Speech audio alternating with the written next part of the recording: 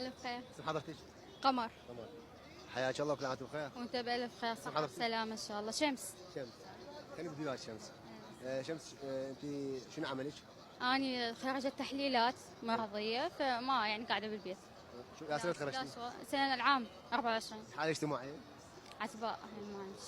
اليوم موضوع حلقتي يتحدث عن العوائل العراقية في السابق وفي الحاضر، انه بالاعياد تغيرت العادات والتقاليد حتى الطقوس. اكيد تغيرت العام، يعني قبل كانت الطقوس احلى بهوايه، يعني من ناحيه الاقارب اكيد تتغير سنه على سنه، ومن ناحيه يعني الاقارب الجيران الاصدقاء، من كل شيء تغيرت العيد. هذا شنو؟ تجاريه؟ اي.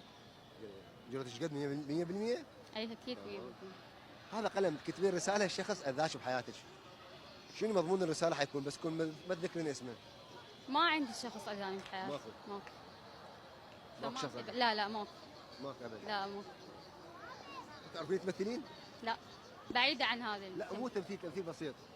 اي يعني اليوم كوجه، اذا اعطيك مثلا وجه حاله تضحك اي او حاله مبتسمه عادي، انا ببتسم يعني بدون ما هسه قدام الكاميرا اريد مثلا حاله انه تعيسه، وجه تعيس. ما اقدر اسوي يعني وجه تعيس يعني كتمثيل. اي كتب بس غير ملامح وجهك كتعيس تسوين؟ لا لا ما ولا ببتسم؟ لا ابد. انا ابتسامه موجوده دائما، يعني من ناحيه التمثيل. لا هو فقره اليوم اكو وجهي يتغير. اي صح. مثلا هسه حال وجهي غيري، مثلا خليه بيبتسم. تسوي؟ هسه انا مبتسمه دائما يعني. حزين؟ ما اضحك يعني. عصبي؟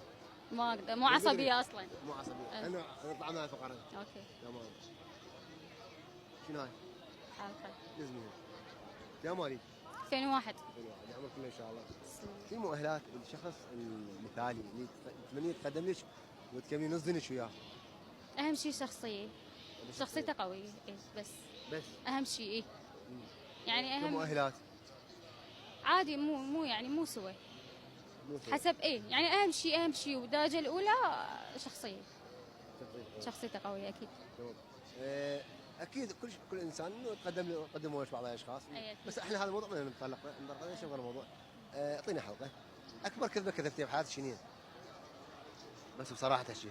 اوكي، يعني قصدك على منو كذب؟ يعني كذبه بحياتك حدنا انه كذبه ببالك، بس راح تحكين بها قدام قناتنا عراق. اي صح. شنو كذبت؟ والله ما يعني ما تجي ببالي هسه. كم كذبه كذبتي؟ الكذبه كذبتيها بدا احد ببالك؟ ما ادري. اليوم نرجع للموضوع انه منو عندك اقرب صديق عندك